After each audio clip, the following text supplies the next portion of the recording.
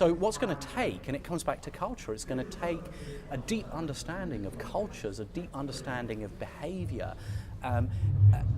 also a belief that you've got to change the rules, you've got to break the rules. So a lot of these large organisations are very driven by IQ.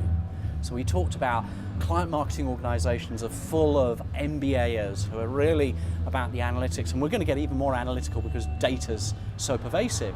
But you need to balance, so a brand to be successful, they need to get the right balance between IQ and EQ.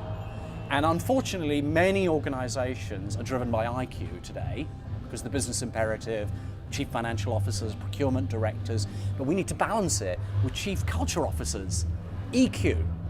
So I think what's going to make for success is this incredible balance between IQ and EQ in the brand. And EQ is an intuitive understanding of your role and your purpose, having emotions and having a personality.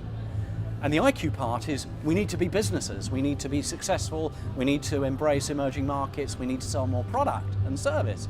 But I think it's going to be finding that balance. So I think that's an organisational issue for client companies, an organisational issue, but it's also a cultural issue. Culture and creativity are inextricably linked.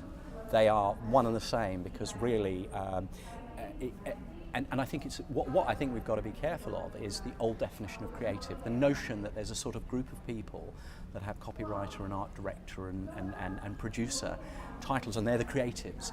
Unfortunately, in today's environment, the creatives are as much the consumer, because in a social networking environment, what is the creative? What is creative in social environments? It's completely redefines creative in that respect.